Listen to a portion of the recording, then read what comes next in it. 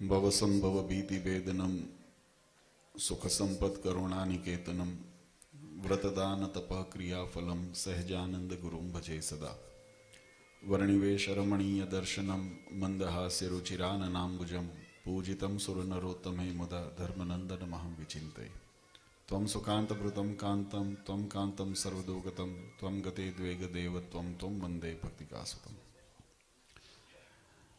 सर्व अवतारी सर्व कारणना कारण अपना सौना मोक्षदाता इष्टदेव भगवान श्री स्वामीनारायण स्वामीनारायण संप्रदाय दक्षिण विभाग अधिष्ठाता देव वड़तालवासी श्री लक्ष्मीनारायण देव हरिकृष्ण महाराज साराय गढ़पुर प्रदेशना प्राण समान गढ़पुरपति महाराजा धीराजा एवा गोपीनाथजी महाराजनी छत्र छायामां स्वामीनारायण संप्रदायनी पारंपरिक प्रणालिका प्रमाणे उजवाई रहेल आजना आ दिव्य शाकोत्सवना शुभ प्रसंगे सभामां उपस्थित धर्मकूळ आश्रित वाला सर्वे मारा संतो पार्षदो श्रीजीना लाडीला धर्मकूळ आश्रित वाला सर्वे सत्संगी हरिभक्तो सर्व धर्म प्रेमी सज्जनों सर्व मोक्षभागी जीवात्माओं दरेक भक्तजनों ने अमारा हृदयपूर्वक जय स्वामीनारायण। वाला भक्तो गोपीनाथजी महाराजनी असीम कृपाथी આજે લીમડાને આંગણે આ વિસ્તારના ગામડાઓના એકત્રિત થઈને આ દિવ્ય શાકોત્સવનું આપણે આયોજન કરીને આ નિમિત્તે ભગવાનના દિવ્ય ચરિત્રો ગુણાનુવાદ અને સિદ્ધાંતોને શ્રવણ કરી પોતાની જીવનને ધન્ય કરવાનો આપણને અવસર મળ્યો છે એ આપણા માટે આનંદનો પ્રસંગ છે। શાસ્ત્રોમાં भगवान श्रीहरिए पण भगवत कथानो खूब महिमा बताव्यो छे। महाराज पण प्रागजी पुराणी आदि ब्राह्मणों ने बोलावी श्रीमद भागवत विष्णु सहस्त्रनाम इत्यादि शास्त्रों महाराज श्रवण पोते करता अने भक्तों ने करावता। महाराजे ए परंपरा ने अविरतपणे चालू रहे। वचनामृतनी अंदर महाराजे महिमा बताव्यो कि जीवात्मा ने जो कोई सद्गुणनी प्राप्ति थती होय तो ए कथा वार्ताना सत्संगना योगे करीने थाय छे। अने एटला माटे एन केन प्रकारे आपणी भारतीय जे संस्कृति अने आपणी वैदिक परंपरा ए प्रमाणे आपणा समाजनी अंदर आपणा देशनी अंदर आपणा भक्तजनोनी अंदर वर्षो वर्ष क्यांक ने क्यांक तमे जुओ तो रामायणनी कथानुं आयोजन थतुं होय के भागवतनी कथानुं आयोजन थतुं होय श्रीमद सत्संगी जीवन आदि ग्रंथोनी कथानुं आयोजन थतुं होय कोई जग्याए शिवपुराण आदिनुं आयोजन थतुं होय देवी पुराणनुं आयोजन थतुं होय पण कथा वार्तानो दौर अविरत वहेतो रहे छे। एनी पाछळनो जो कोई हार्द रहेलुं होय तो ए हार्द ए छे के एन केन प्रकारे आ संसारनी अंदर मायाना आवरणनी अंदर आवृत एवो जीवात्मा मायाना कर्मना बंधननी अंदर जे फसायो छे एने कर्म बंधन माया बंधननी मुक्ति थाय अने जीवात्माने भगवाननी ओळखाण थाय अने भगवाननी भक्तिना मार्गे जीवात्मा अनुसरे आ एक ज एनो उद्देश्य रहेलो छे। भगवानना चरित्रो द्वारा ज्यारे आपणे भगवाननी कथा वार्ता लीलाओनुं श्रवण करता होईए त्यारे एना माध्यमथी भगवाननी जे मोटप छे भगवाननुं जे व्यापकपणुं छे भगवाननुं नियंतापणुं छे भगवाननुं जे सर्वोपरीपणुं छे एनुं ज्ञान आपणने थाय अने एनुं ज्यारे आपणने ज्ञान थाय त्यारे एनी अंदर आपणने सेजे सेजे अहोभाव थाय अने अहोभाव ज्यारे आपणने वर्ताय त्यारे स्वरूपनी अंदर आपणने प्रीति थाय एनी अंदर आपणने स्नेह थाय अने प्रीति ज्यारे आपणे करीए भगवानना रूपनी अंदर भगवाननी मूर्तिनी अंदर त्यारे भगवाननी सेजे सेजे भक्ति करवानुं मन थाय। भक्ति शब्दनो जो पर्याय जोईए अथवा तो एनुं जे मूळ जोईए व्याकरणनी दृष्टिए तो भक्ति शब्द भज धातुथी एनी उत्पत्ति शास्त्रोए बतावी छे अने एनी अंदर एनो अर्थ थाय के प्रेमथी करेली अनुरागथी करेली सेवा। भगवत कार्यनी अंदर जीवात्मा समर्पित थाय। वचनामृतनी अंदर हमणा संतोए खूब सुंदर घनश्याम स्वामीए भगवान ने राजी करवानी आपणे रीत बतावी। महाराज छपैयानी अंदर પ્રગટ થયા અને પોતાની અયોધ્યાથી જ્યારે વનવિચરણ શરૂ કર્યું, મહારાજે છેક ઉપર હિમાલય સુધી, મુક્તિનાથ ને ફુલાશ્રમ સુધી ભગવાનની યાત્રા કરીને નીચે કન્યાકુમારી સુધી દક્ષિણ ભારતની અંદર મહારાજે યાત્રા કરી. અને એ યાત્રાની અંદર આપણા શાસ્ત્રોની અંદર, કથાની અંદર એવું વર્ણન આવે છે કે હજારો ઋષિમુનિઓએ, મઠાધીશોએ, રાજાઓએ ભગવાનને રોકવાનો, બાંધવાનો પ્રયત્ન કર્યો છે. પણ જ્યાં ભગવાનનો ભાવ ન માન્યો, એની પાછળનું એવું નહોતી કે કદાચ એમની શ્રદ્ધા અથવા તો એમને ભગવાન પ્રત્યેની ભાવના અથવા રોકવાની ઈચ્છા નહોતી, પણ જેવું સમર્પણ ભગવાનને બાંધી શકે એવું સમર્પણ કરવાની જો ત્રેવડ કોઈએ બતાવી હોય ને, તો જેમ હમણાં કથામાં આપણને આવ્યું કે ગઢપુરના ભક્તોને, આ પ્રદેશના આપણા ગુજરાત, કાઠિયાવાડ, સોરઠના ભક્તોને એ ભગવાનને રાજી કરતા આવડે. ભગવાનને રાજી કરવાનો ઉત્તમમાં ઉત્તમ વાલા ભક્તો જો ઉપાય હોય ને, તો એની અંદર પહેલા એનું પાત્રતા કેળવવી પડે. ને પાત્રતા શું છે કે હુંપણાને ટાળીએ. આ વાત બહુ સમજવા જેવી છે. તમે ગમે તે શાસ્ત્રની અંદર જ્યારે કથાનું શ્રવણ કરીએ ત્યારે એની અંદર આ વાતને માર્મિક રીતે સંબોધવીને કહેવામાં આવતી હોય છે. જીવાત્માને જે દિવસે અહંકાર દૂર થાય, હુંપણાની ભાવના દૂર થાય, ત્યારે જીવાત્માને શરણાગતિનો મહિમા સમજાય, ત્યારે જીવાત્માને શરણાગતિ પ્રાપ્ત થાય છે. અન્ય જ્યાં જ્યાં મઠાધીશોએ કે રાજાઓએ ભગવાનને રોકવા કે બાંધવા કે ત્યાં ભગવાનને ત્યાં રહે એ માટે આગ્રહ કર્યો, પણ ક્યાંક ક્યાંક વચ્ચે પ્રલોભનનો ભાવ રહ્યો. અને પ્રલોભન કેવું આપ્યું? કોઈએ લાલચ આપીને ભગવાનને રોકવા પ્રયત્ન કર્યો કે શું? તો કે અમે તમને મઠાધીશ કરીએ, અમે અમારા મઠના તમને અધિપતિ કરીએ, ગાદીપતિ કરીએ, અને તમે રોકાઓ. બુટલ દેશના મહારાણીની હમણાં જ આપણે કથા શ્રવણ કરી. એમને કીધું હું કન્યા આપું ને તમે અહીંયા કન્યાનું વરણ કરો ને તમે અહીંયા રહો. તો જ્યાં જ્યાં ભગવાનને સાધનથી બાંધવાનો પ્રયત્ન કર્યો છે ને, શાસ્ત્રનો અર્થ એમ થાય કે ભગવાન ત્યાં સાધનથી બંધાણા નથી. ભગવાનને જ્યાં જ્યાં સિદ્ધિથી રોકવાનો પ્રયત્ન કર્યો છે, ભગવાન ત્યાં સિદ્ધિથી પણ રોકાણા નથી. પણ અહીંયા ભક્તો જ્યારે મહારાજ આપણા ગુજરાતની ધરા ઉપર આવ્યા અને ગુજરાતના ભક્તોએ ભગવાનને નિસ્વાર્થ, નિષ્કપટ, પ્રેમથી બાંધવાનો પ્રયત્ન કર્યો, એટલે ભગવાન ગઢડું મારું ને હું ગઢડાનો, કદી નથી મટવાનો, એમ કરીને મહારાજ અહીંયા રોકાઈ ગયા. અને વચનામૃતની અંદર મહારાજે આ વાતનું પ્રમાણ પણ આપ્યું. મહારાજ કે દાદા અને એના પરિવારને અમને રાખ્યાનો ખપ છે, આ ગઢપુર વાસીઓને અમને રાખ્યાનો ખપ છે. તો એ કેવું એનું વર્તન છે? તો એમને મહારાજે વચનામૃતમાં લખ્યું કે પોતાનું ગમતું નથી કરતા, પણ અમારું કયું કરે છે એટલે અમને અહીંયા રહેવાનું મન થાય છે. એટલે હુંપણાનો નિવૃત્તિ થઈને હું કરું એમ જ ભગવાનને રાજી થવું જ પડે, એવો અહંકાર રાખીને ભગવાનને રાજી કરો ને. મારો દાદો કોઈનાથી બંધાય એવો નથી, બહુ સીધો સરળ. અમને ઘણા સંતો સવારે કોઈ સભાની અંદર કીધું, અમારે કંઈક ગઈકાલે બોટાદની સભાની અંદર, કે ભગવાનને છે ને પૂરબિયા ભગવાન તરીકે કહેવામાં. આમ તો મહારાજના રામ અવતાર, કૃષ્ણ અવતાર, ભગવાન શ્રીહરિ બધા પૂર્વમાં જ પ્રગટ થયા ને, એટલે એટલા સરળ નથી કે તમે ધારો ને હા તમે જો એમને સમર્પિત થઈ જાઓ ને, તો ભગવાન કહે છે કે હું તો ભક્તના પ્રેમને તાતણે બંધાવું છું. અને એવા પ્રેમને તાતણે જ્યારે બંધાણા હોય ત્યારે ભક્તના ચાકરી કરવા પણ એ ભગવાનની મોટપ છે. આપણે ભગવાનને ચાકર નથી કરતા, ભગવાનને આપણે ચાકરી નથી કરતા, પણ ભગવાન જ્યારે રીઝે ને ત્યારે ભક્તને રાજી કરવા માટે શું ન કરે. મહારાજે વચનામૃતની અંદર પ્રેમનું એક બહુ સુંદર સ્વરૂપ બતાવ્યું છે. મહારાજ કે જેની સાથે હેત હોય ને એના માટે શું ન થાય. ઘર મુકાય, બાર મુકાય, પરિવાર મુકાય, ધન સંપત્તિ મુકાય, પ્રેમ એક વખત જો લગ્ની લાગી ગઈ ને તો એના માટે શું ન થાય. અને એમાંય પાછો પ્રેમના સ્વરૂપો અલગ અલગ છે. હો, મહારાજ એક વખત સાળંગપુર સભા કરીને બેઠા હતા અને સભાની અંદર સ્વયં પ્રકાશાનંદ સ્વામીએ મહારાજને પ્રશ્ન પૂછ્યો કે ભગવાનના ભક્તને ભગવાનની મૂર્તિની અંદર, ભગવાનના સ્વરૂપની અંદર અતિશય હેત થાય એનું શું કારણ, કેવી રીતે થાય? બહુ સુંદર જાણવા જેવું. આ પ્રેમની વ્યાખ્યા છે ને, ભગવાનને બાંધવા, હેત કરવા માટે ભગવાનની અંદર અનુરાગ જીવાત્માને કેમ થાય? ત્યારે મહારાજે એનો ઉત્તર સંતોને પહેલા કીધું, મુક્તોને, મુનિઓને, કે તમે કરો, પણ યથાર્થ ન થયો. પછી મહારાજે પોતે એનો ઉત્તર કર્યો.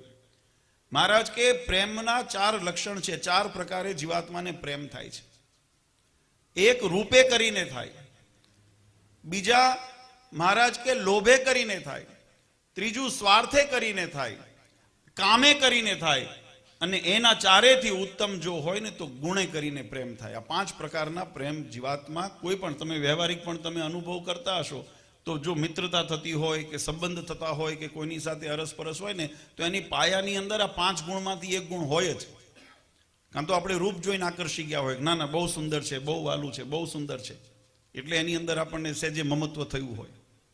કાં તો કંઈક આપણો સ્વાર્થ હોય, આપણો લોભ હોય, એ લોભે કરીને આપણે એની અંદર કંઈક અપેક્ષા રાખતા હોઈએ એટલે આપણે એની સાથે હેત ને મિત્રતા અથવા તો પ્રેમ કરી આ જગતની અંદર આપણે અનુભવ કરતા હોઈએ છીએ. ત્યાં તો કામાદી જે જ્યારે પ્રકાર એની અંદર આવેશની અંદર જ્યારે અંતઃશત્રુની અંદર પ્રકોપતા આવી હોય ત્યારે કદાચ અનુરાગ આપણને થઈ ગયો હોય. ક્યાં તો સ્વાર્થે કરીને પોતાની સ્વાર્થની કંઈક સિદ્ધિ દેખાતી હોય, પછી આપણે એની અંદર બીજું ન જોઈએ, એમાં સત્યતા અસત્યતા ન જોઈએ, પણ છતાંય આપણે એની અંદર હેત કરીએ. કેમ કે એની અંદર આપણા સ્વાર્થની સિદ્ધિ થાય છે. અને છેલ્લું મહારાજ કીધું કે ગુણે કરીને પણ હેત થાય. આ 5 પ્રકારે હેત ભગવાનની અંદર પણ જીવાત જેમ સંસારમાં થાય એમ ભગવાનમાં પણ થાય. પણ મહારાજે કીધું, સ્વયં પ્રકાશાનંદ સ્વામીનો પ્રશ્ન હતો અતિશય અનુરાગ ભગવાનના સ્વરૂપની અંદર. અતિશયનો અર્થ એવો થાય કે જેની અંદર કોઈ ફેર ન પડે, જેના સ્વરૂપની અંદર એક વખત હેત થયા પછી એની અંદર અચળતા રહે, એનું નામ અતિશય હેત કહેવાય. અને એ હેતની સ્વરૂપની પ્રાપ્તિ મહારાજ કે આ 5 પ્રકારે થાય કરી, પણ અતિશય ટકે કઈ અહીંયા મહત્વનું છે. આપણે ઘણી વખત સત્સંગી થઈ ગયા પણ ટક્યા નહીં, સાધુ થયા પણ ટક્યા નહીં. ખરું ખોટું આવું જીવનમાં અનુભવ થતા હોય. આ વચનામૃતના શબ્દો મહારાજના છે કે સત્સંગની અંદર મોર તો ઘણા એવા પ્રશ્નો સીધા પૂછ્યા છે કે મોર આવતો હોય, સત્સંગ કરતો હોય, કથા વાર્તા કરતો હોય, ભગવાનનો મહિમા જાણતો હોય, અને પછી એકદમ 180 ડિગ્રી પરિવર્તન જોવા મળે, તેની પાછળનું શું કારણ છે? ત્યારે મહારાજ કીધું એને મોર ભગવાનનો મહિમા જ નહોતો, એ માત્ર એને ભ્રમણા હતી. મને ભ્રમણા છે કે મને ભગવાનનો મહિમા છે, હું સત્સંગી છું, હું સાધુ છું. આવો મહિમા પોતાની ભ્રમણા છે, બાકી એની અંદર વાસ્તવિકતા નથી. વાસ્તવિક સ્વરૂપ હોય તો એ અચળ હોય. સત્યનું સ્વરૂપ શાસ્ત્રોએ બહુ સુંદર વ્યાખ્યા કરી છે. ભગવાનના સ્વરૂપને સતચિત આનંદ સ્વરૂપ કહેવામાં આવે છે. અને એમાં સત્ય સ્વરૂપની વ્યાખ્યા કરી છે જેની અંદર નિર્વિકારપણું રહે, ન અધિક થાય ન ન્યૂન થાય, ન વધે ન ઘટે, ન એની અંદર ફેર પડે કોઈ પ્રકારે, પ્રકૃતિએ કરીને, દેશકાળે કરીને, કે ક્યારે પણ એની અંદર જ્યારે કોઈ પ્રકારની પરિવર્તન ન થાય, અપરિવર્તિત હોય, એ અચળ હોય, એ સ્થિર રહે, ધ્રુવ રહે, એ પોતાના સ્થાનથી ડગે નહીં, એવું જે સ્વરૂપ એને સત્ય સ્વરૂપ કહેવામાં આવે છે. સત્ય હંમેશા બદલાતું નથી. કાલે સવારે આ સત્ય થઈ જાય ને હવે આ સત્ય થઈ જાય. ઘણા કથાઓની અંદર કહેતા હતા સત્સંગી જીવન આમ કે એ જ સત્ય છે, હવે આમ કરી નાખ્યું એટલે હવે આમ નહીં ને હવે આમ સત્ય થઈ ગયું, તો એ સત્ય નથી, એ ભ્રમણા છે, એ પાખંડ છે. તો વચનામૃતની અંદર મહારાજે બહુ સુંદર વાત સમજાવી. મહારાજ કે ભગવાનના સ્વરૂપની અંદર 5 પ્રકારે જીવાત્માને હેત થાય, પણ એમાં ઉપરના જે 4 છે ને એ ટકતા નથી. કેમ કે રૂપે કરીને હેત કર્યું હોય. તમે જો જગતના વૈભવે જોઈને હેત કરો ને, ઘણી વખત આપણે મોટા ભાગે સમાજ અંજાઈ જાય છે ને, એ આ રૂપથી અંજાઈ જાય છે. કોઈએ કોઈ મહોત્સવના નામે કોઈ એવા મોટા મોટા આયોજનો કર્યા હોય, મોટા મોટા શણગાર કર્યા હોય, મોટો મોટો દેખાવ કર્યો હોય, 5-25 સિનેમાના સ્ટારોને, રાજકીય મહાનુભાવોને, એવા અગ્રગણ્યોને લાવીને દેખાવો કરી દીધો હોય, રૂપ એટલું સરસ બતાવ્યું હોય, અંદર પોલમ પોલ હોય. હકીકત આ વાસ્તવિકતા વિચારવા જેવી છે. નક્કરતા ન હોય, નક્કરતા કોણી હોય, નક્કરતા સિદ્ધાંતની હોય, નક્કરતા વિશ્વાસની હોય, નક્કરતા પોતાની શ્રદ્ધાની નક્કરતા હોવી જોઈએ. પણ એ નક્કરતાનો અભાવ છે એટલે આવા આડંબર કરવા પડે. અને આડંબર કરીને દેખાવ એવો સુંદર કર્યો હોય, એવો ભવ્ય કર્યો હોય કે આપણને એમ થઈ જાય કે ઓહો હો, આની અંદર તો કેટલું વૈભવ છે, કેટલું આની અંદર જાહો જલાલી છે. અને રૂપે કરીને જે દિવસે ભગવાન કે ભગવાનમાં રૂપમાં મૂર્તિની અંદર આદિ મંદિરોની અંદર પણ મહારાજ કે રૂપે કરીને હેત કર્યું હોય ને, જે દિવસે મંદિર ખંડર થઈ જાય ને, પછી એ મંદિરની અંદર, એ મૂર્તિની અંદર અથવા તો એની અંદર દૈવત્વનો આપણને પ્રતીતિ નથી રહેતી. તમે જો ઘણા બધા એવા મંદિરો આપણા દેશની અંદર, આ કટુ સત્ય છે, કડવું પણ લાગશે, પણ વાસ્તવિકતાને સમજવા જેવી છે. કારણ કે આપણે તો આજે ખરેખર આનંદ ઉત્સવ કરવા એકત્રિત થયા છે. ભગવાને જે દિવ્ય ચરિત્ર 200 વર્ષ પૂર્વે શાકોત્સવ કરીને ભક્તોને ન્યાલ કર્યા, રાજી કર્યા, આજે એની સ્મૃતિની અંદર આપણે આનંદ માણવો છે. પણ આનંદ માત્ર ઉપર છલ્લો ન રહે, આપણા અંતરની અંદર ઉદ્વેગ જ્યાં સુધી રહે ત્યાં સુધી આ ઉપર છલ્લો આનંદ આપણને આનંદિત નહીં કરી શકે. અને એટલે અંતરાત્માને જો આપણે સુધારવી હશે, તો એને આનંદિત કરવો હશે, તો આ સિદ્ધાંતોને સમજવા પડશે.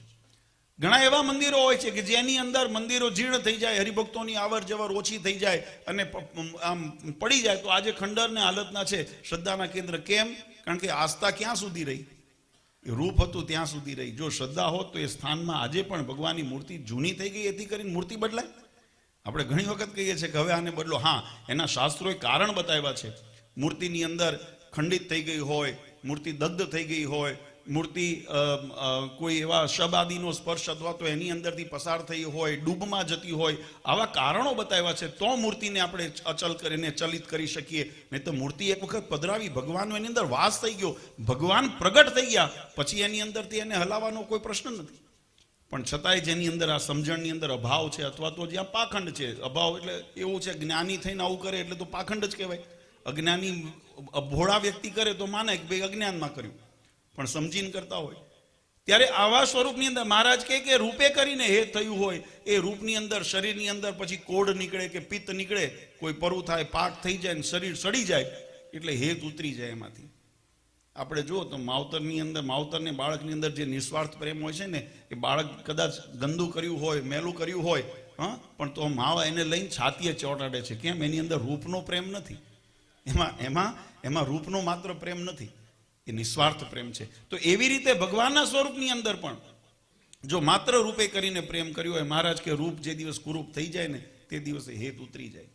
પછી એ જ રીતે મહારાજ કે કામે કરીને થયું હોય તો કામનો સ્વાર્થ પૂરો થઈ જાય, એને આધીન જ્યાં સુધી શરીર આદિ જે ઇન્દ્રિયોની એની તૃપ્તિ થઈ જાય એટલે એ પણ એની અંદર ઓસરી જાય છે, એની આવરદા પૂરી થાય એટલે ઉતરી જાય છે. સ્વાર્થે કરીને થયો હોય તો મહારાજ કે જ્યાં સુધી સ્વાર્થ એને નપતો હોય ત્યાં સુધી એને હેત રહે. ઘણાય અમારી જોડે હેત એવા કર્યા કે જેને સ્વાર્થ હતો ત્યાં સુધી હેત રહ્યા, અને પછી હવે હેત, અમે તો એના એ જ છીએ. અમે ક્યાં બદલાણા? ન અમે બદલાણા, ન અમારી વાત બદલાણી, ન અમારો સિદ્ધાંત બદલાણો, પણ છતાંય હેત ઉતરી ગયું. કારણ સ્વાર્થ પૂરો ન થયો. ત્યાં પોતાને જે સ્વાર્થ કરવું હતું એ પૂરું ન થયું. બાકી અમે તો પરંપરાની અંદર આચાર્ય શ્રી નરેન્દ્ર પ્રસાદજી મહારાજ હોય, આનંદ પ્રસાદજી મહારાજ, પૂજ્ય અજીત પ્રસાદજી મહારાજ હોય કે અમે હોઈએ, અમારા જીવનની અંદર અમે ક્યારે બે વાત નથી કરી. એક જ વાતને, એક જ સિદ્ધાંતને, એક જ ભગવાનની આજ્ઞાને લઈને કાયમ ઉપદેશ કર્યા છે, કાયમ સત્સંગને જોડાયો છે. પણ આજે છતાંય પહેલા ઉપર, કારણ કે સ્વાર્થનો હેત હતો. લોભનો હેત હોય તો લોભ જ્યાં સુધી ન પૂરો થાય ત્યાં સુધી હેત રહે. મહારાજ કે આ 4 પ્રકારના હેત છે ને એ સમયાંતરે પછી રહેતા નથી, એ નાશ પામે. એટલે મૂળ પોત પ્રકાશિત થાય જ. પેટનું કપટ છે ને, તમે કેટલા દિવસ છાનું રાખી શકો? પેટનું કપટ છે ને એ શરૂઆતમાં કદાચ તમે છાનું રાખો, પણ એક સમય આવે પાપ છાપરે ચડીને પોકારે, અને અત્યારે પોકારી રહ્યું છે. આ પાપ છાપરે ચારીને પોકારે છે. અને એમાં ઘણી વખત ઘણા તર્કો કરતા હોય કે અમે આમ કીધું ને આમ કીધું. આ તો જો અત્યારે શું, મારે વિષયાંતર નથી થવું, પણ ક્ષણિક વાત એટલા માટે કરું કે કાયદાની, રાજનીતિની આંટીગૂંટીઓનો લાભ લઈને, કૂટનીતિઓ કરીને, સાચા પરંપરાના હરિભક્તોના હક છીનવીને તમારી ચોકડીએ, ચંડાળ ચોકડીએ ભેગા થઈને તમે વહીવટ ઉપર કબજો કરી લીધો, અથવા તો તમારી જોડે એવા સંપત્તિના અભાવે જેમ વિદેશી આક્રાંતોએ આવીને ભારતીય સનાતન વૈદિક પરંપરા અને સંસ્કૃતિ પર આઘાત કરીને પોતાના વર્ચસ્વ જમાવવાનો પ્રયત્ન કર્યો, એમ સત્તાના જોરે તમે પોતાના સિદ્ધાંતો, સંપ્રદાયના સિદ્ધાંતો, પરંપરા અને એને ખંડિત કરી હરિભક્તોના હૃદય દુભાવીને તમારા મનના ધાર્યા કરવા ન કરો. આનાથી મોટા આક્રાંતો ન હોય બીજા જગતમાં. આજે આ વાતને એટલા માટે આપણે વાલા ભક્તો યાદ કરવી પડે કે ભગવાનને રાજી કરવાનો જો દાખલો હોય તો ભગવાનને રાજી કરવાની રીત મહારાજે વચનામૃતમાં બતાવી છે કે અમારા કયામાં રહેજો. આટલો જ એક સિદ્ધાંત છે. આનાથી વિશેષ બીજો કોઈ સિદ્ધાંત ગોતવાની જરૂર નથી. ભગવાને જે મર્યાદા બાંધી છે, જે આજ્ઞા કરી છે, એની આજ્ઞાની અંદર જીવાત્મા જો રહે તો મહારાજ કે તમે ને અમે અક્ષરધામમાં ભેળા રહીશું, નહીં તો તમારે ને અમારે લાખો ગણું છેટું છે. ધાર્યું કરીને ભગવાન પમાતા નથી, ધાર્યું કરીને ભગવાન રોકાતા નથી. ભગવાનને જો પોતાના કરવા હોય અને તમે દુનિયાની દ્રષ્ટિએ કદાચ તમે જગતની અંદર દેખાડ દો જો અમે ધાર્યું કરી નાખ્યું તો એ તમને મુબારક તમારું, પણ ભગવાનના અક્ષરધામની અંદર એની એન્ટ્રી નથી. અને જો કોઈ એમ દાવો કરે કે આના કર્યા છતાંય અક્ષરધામમાં એન્ટ્રી થઈ, તો હું એમ કહું છું સ્વામિનારાયણ સંપ્રદાય ખોટો, શિક્ષાપત્રી ખોટી, સત્સંગી જીવન ખોટું. જો ભગવાનની આજ્ઞાનો લોપ કરીને ભગવાનના ધામમાં કોઈ જઈ શકતું હોય તો માની લેજો કે આ શાસ્ત્ર ખોટા. તો શાસ્ત્ર ક્યારે ખોટા ન હોઈ શકે, સંપ્રદાય સિદ્ધાંતો ક્યારે ખોટા ન હોઈ શકે. એટલે એ શક્ય જ નથી થવાનું. આ નિર્વિવાદ વાત છે. તો એ ભગવાનની પ્રાપ્તિ માટે આપણે દાખલો કરતા હોઈએ ત્યારે ભગવાનની બાંધેલી રીત પ્રમાણે કરવું જોઈએ. અને એટલા માટે વચનામૃતમાં કીધું મહારાજ કે ગુણે કરીને. ગુણ કયો? સોમલા ખાચરે પ્રશ્ન પૂછ્યો, મહારાજ બહાલો ગુણ કે? કારણ કે ગુણના સ્વરૂપો છે ભક્તો. મારા સોમલા ખાચરે પૂછ્યું, મહારાજ કયા ગુણની વાત કરો છો, બહાલો ગુણ કે માહિલો ગુણ? ત્યારે મહારાજ કે બાહિલા ગુણ શું થાય? બાહિલો ગુણ એટલે ખબર છે ને, દેખાવનો. આજે અહીંયા અમારી જોડે બેઠા હોય ને મોટી મોટી વાતો કરે કે ધર્મકુળનું આમ છે ને ધર્મકુળ નામ છે, આ બોલે જ ખાલી મોઢેથી, એ બાહિલો ગુણ કહેવાય. મહારાજ કે બાહિલા ગુણે કંઈ થતી નથી, એ તો મન કર્મ ને વચને કરીને ભગવાનને માનવા પડે, ભગવાનના સિદ્ધાંતને માનવા પડે. મોટી વાતો કરીને શિક્ષાપત્રીનું પ્રમાણ આપે પણ અંતરમાં ન હોય કે આચરણમાં ન હોય તો એને એ શિક્ષાપત્રી માની ન કહેવાય, એને માત્ર પાખંડ કહેવાય. અને એટલા માટે વાલા ભક્તો સાવધાન. મહારાજ કે માત્ર બાહિલા ગુણે કંઈ ન વળે, એ તો અંતર મન કર્મ અને વચન ત્રણેય કરીને જ્યારે ભગવાનની વાણી વર્તનની અંદર, ભગવાનની અંદર જ્યારે નિષ્ઠા દ્રઢ થાય ને અને ભગવાનનો હેત થાય ને, એ હેત કાયમ રહે છે. આપણે જે આ બધો દાખલો કરીએ છીએ ને, ભગવાનને રાજી કરવા કરીએ છીએ. જોકે મેં કીધું એ પ્રમાણે આપણે વિષયાંતર નથી થવું, પણ આ વાત એટલા માટે જરૂરી છે કે સાંપ્રત સમયની અંદર આપણે જો સત્સંગની અંદર સત્સંગના સિદ્ધાંતોને જો બચાવવા હશે તો સૌથી પહેલા આપણે આપણા જીવની અંદર આ દ્રઢતા કરવી પડશે. આપણા જીવનની અંદર એને ઉતારવું પડશે. અને જો ન ઉતરે તો પછી તો જો કોઈ એમ કે અમારે અધોગતિના માર્ગે જવું છે તો એને મુબારક છે, આપણે કોઈને પરાણે તો ભગવાનના ધામમાં મોકલવા નથી. પણ જેને ભગવાનના ધામમાં જવું છે એના માટે આનાથી બીજો કોઈ પર્યાય નથી. અને આ દાખલો એટલા માટે એટલે મેં કીધું કે વર્ષો વર્ષની પરંપરા આ ગંગાજળ અથવા તો આ ઘેલા નદી આપણે અહીંયા આગળ વહે છે, અને એની અંદર જો 2 વર્ષ 3 વર્ષ પાણી ન વહે તો પછી એની અંદર ઝાડવા ઉગવા માંડે, એની અંદર અવાવરું થઈ જાય, એટલે કે સૂકી થઈ જાય, મૃતપ્રાય થઈ જાય. પણ એની અંદર નિરંતર જ્યારે પાણી વહેતું હોય ને ત્યારે એ પણ લીલી રહે ને એની બાજુ. અમે આજે અહીંયા આગળ ગરડાથી અહીંયા આવતા હતા તો કાળુભાર ડેમ આવે છે, જોયું આજુબાજુની ખેતીને કેટલો લાભ થયો, એ પાણીના પ્રતાપે કરીને લાભ થયો. એટલા માટે આપણી સંસ્કૃતિએ આપણને આ નિયમ શીખવાડ્યો કે વર્ષો વર્ષ કથા વાર્તાના માધ્યમથી આપણા જ્યારે ગામની અંદર, આપણા પ્રદેશની અંદર જ્યારે ભગવાનના ચરિત્રોની, ભગવાનના સિદ્ધાંતોની, ચાહે ભાગવત હોય, રામાયણ હોય, સત્સંગી જીવન હોય, એની કથા વહેતી હોય ને ત્યારે એમાંથી પોષણ મેળવી લેવું.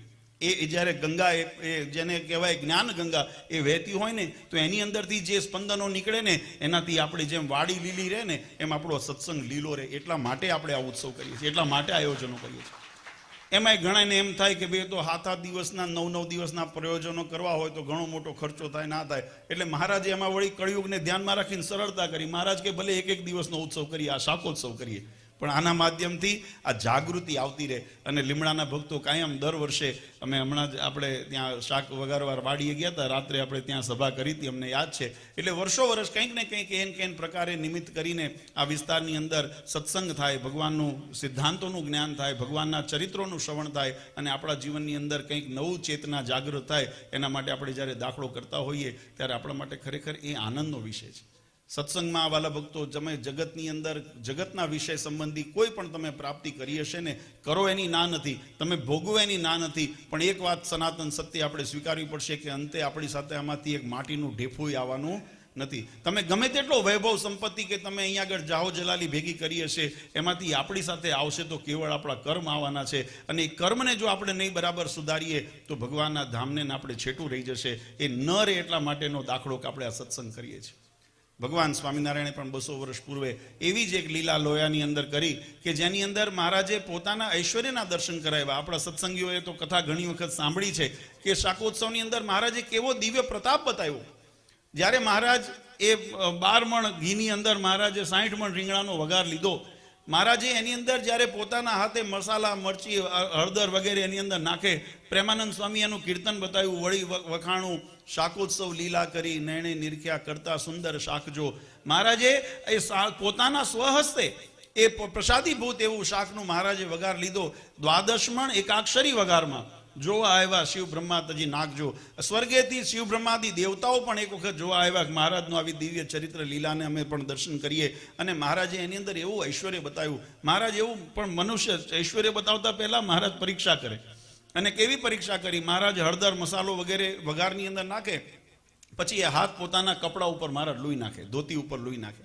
પ્રેમાનંદ સ્વામીએ લખ્યું, હલ્દીવાલા હાથ લુએ નિજ ધોતીએ. પોતાના પહેરેલા વસ્ત્ર ઉપર એ હળદરવાળા હાથ ભગવાન લૂઈ નાખે એટલે ધોતિયું થાય પીળું. એટલે જે સફેદ ધોતિયું પહેર્યું હતું પણ દેખાતું હતું પીળું, એટલે પ્રેમાનંદ સ્વામીએ લખ્યું, પીળે પટ શોભે પરિબ્રહ્મ જો. પરબ્રહ્મ પુરુષોત્તમ નારાયણ પીળું પીતાંબર પહેરીને જેમ ઊભા હોય ને એવા દિવ્ય દર્શન થાય છે. આવું પ્રેમાનંદ સ્વામીએ લખ્યું. પણ મરી મર્મ સમજાણો. પ્રેમાનંદ સ્વામી કે આવી સમજણ કોને થાય? જેને ભગવાનનો પ્રગટ મહિમા હોય એને થાય.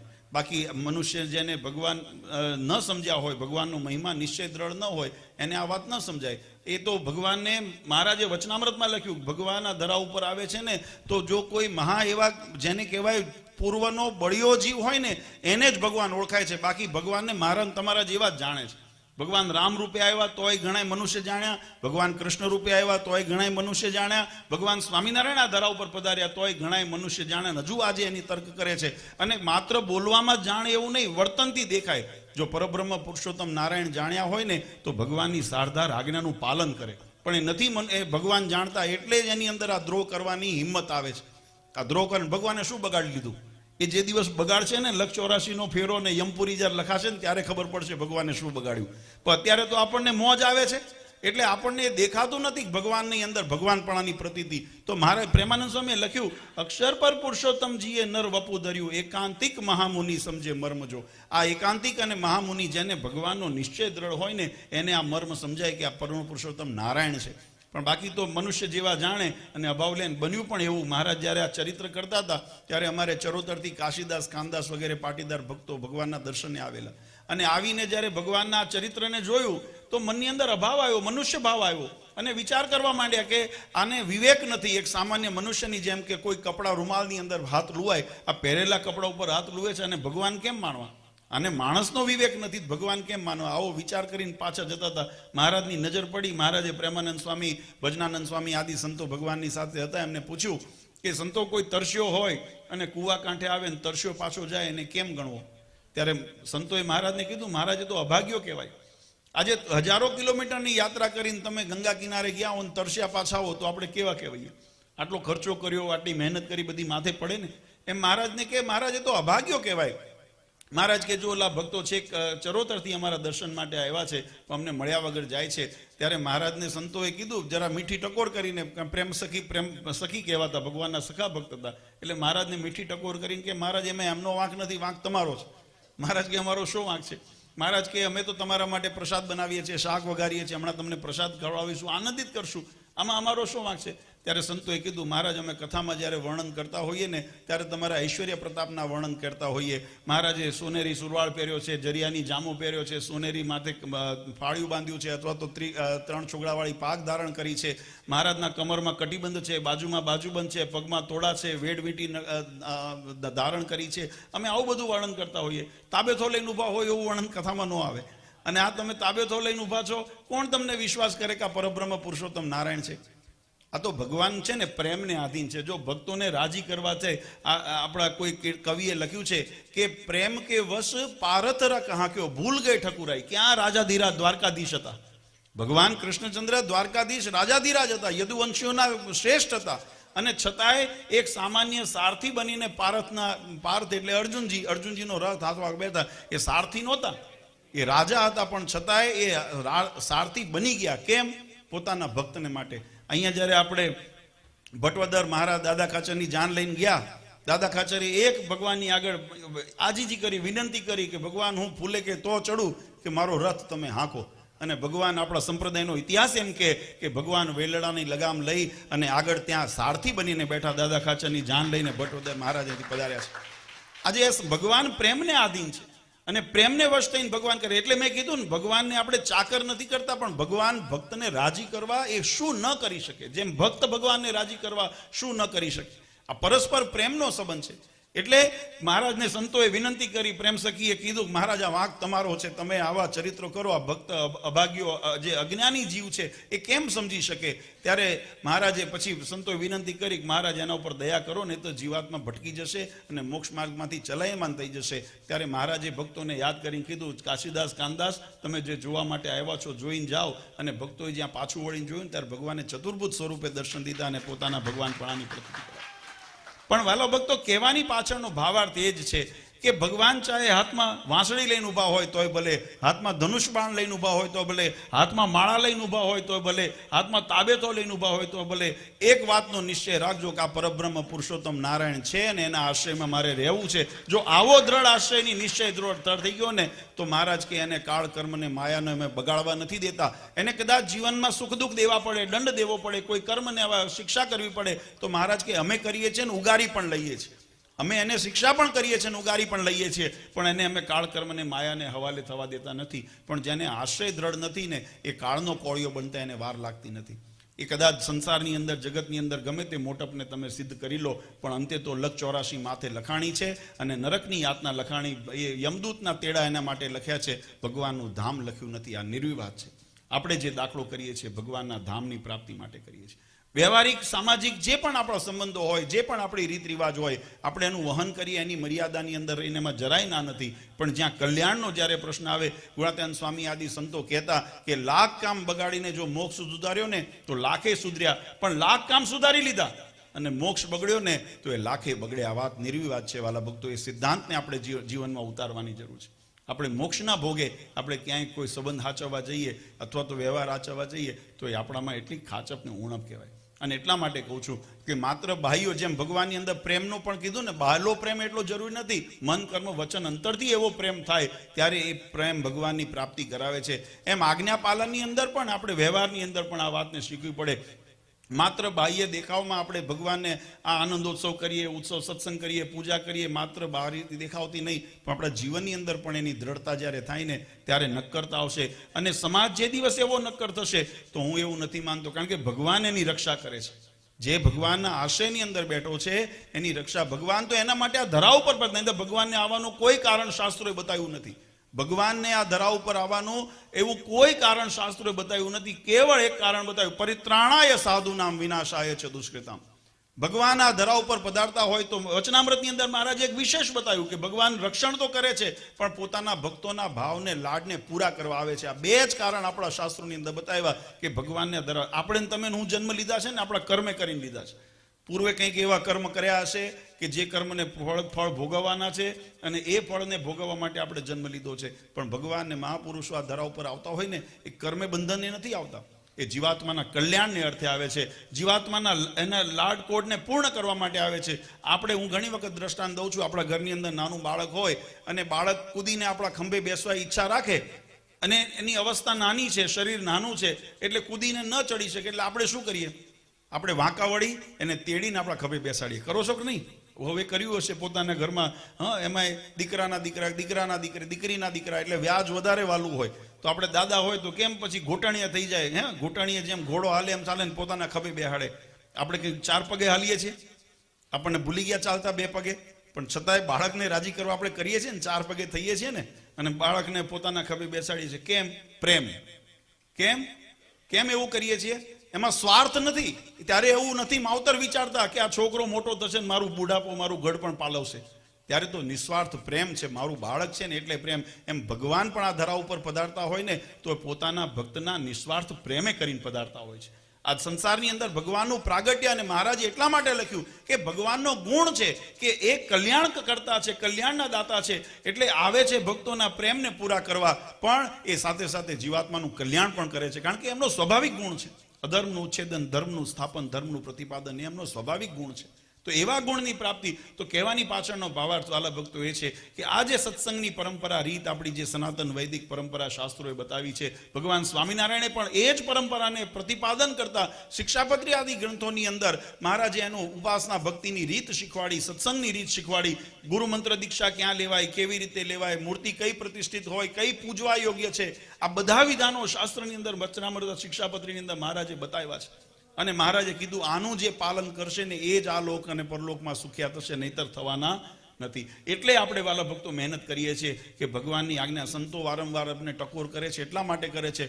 કોઈની વ્યવહારિક વાતો કે મોટપની અંદર આપણે આકર્ષ્યા સિવાય ભગવાનના વચનની અંદર વિશ્વાસ રાખીને જો રહેશો ને તો મને વિશ્વાસ છે કે ભગવાન આપણું 100% આપણું સર્વ કળિયુગથી અને કળિયુગના પ્રભાવથી રક્ષણ કરી, માયાથી રક્ષણ કરીને પોતાના ધામમાં ડંકાની ચોટ ઉપર લઈ જશે. આ વાતને આપણે નિર્વિવાદ સમજવી પડશે. ખરેખર ખૂબ આનંદની વાત છે. વધારે આપણે પાસે વિશેષ સમય નથી લેવો, પણ બધાએ શાકોત્સવની મેં કથા કે એમ કીધી એમ કે ભગવાને પોતાનું ઐશ્વર્યના દર્શન કરાવ્યા અને ભગવાનપણાની પ્રતીતિ કરાવી. આજે પ્રસંગને આપણે યાદ કરી આપણા જીવનની અંદર પણ એવો જ દ્રઢ આશય દ્રઢ થાય એવો સંકલ્પ કરી ગોપીનાથજી મહારાજની વફાદારી, ભગવાન શ્રી હરિના સ્થાપિત સિદ્ધાંતો અને સંપ્રદાયની મૂળ પરંપરા અને મૂળ જે આપણી મર્યાદા છે એને અનુસરીને આપણે ભગવાનનું ભજન કરીએ. આ જ આપણા જીવનની અંદર લક્ષ્ય રાખીને ભગવાનનો રાજીપો આપણા સર્વ પર ઉતરે એવી હરિકૃષ્ણ મહારાજ ગોપીનાથજી મહારાજના ચરણારવિંદમાં પ્રાર્થના કરીએ છીએ. આજના શાકોત્સવની અંદર નાની મોટી સેવા કરીને જે ભક્તોએ યજમાન પદો અથવા તો સેવા કરી છે એવા તમામ દાતાઓને, યજમાનોને પણ અમે અંતરથી ખૂબ ખૂબ શુભકામના, આશીર્વાદ આપીએ છીએ કે આવીને આવી ભગવાન તમને શક્તિ અને સમજણ આપે અને સત્સંગની સેવાની અંદર કાયમ અગ્રેસર રહો એવી ભગવાન તમારા ઉપર કૃપા કરે. તમારા સમગ્ર પરિવાર ઉપર ભગવાનનો રાજીપો હરિકૃષ્ણ મહારાજ, ગોપીનાથજી મહારાજ કાયમ વરસાવે એવી એમના ચરણારવિંદમાં પ્રાર્થના કરી પરમ પૂજ્ય આચાર્ય શ્રી અજેન્દ્ર પ્રસાદજી મહારાજ, અશોક ગાદીવાળા પૂજ્ય માતુશ્રી અને મારા સમસ્ત ધર્મકુળ પરિવાર વતી આપ સૌને અંતરના આશીર્વાદ આપી મારી વાણીને વિરામ આપું. સહેજાનંદ સ્વામી.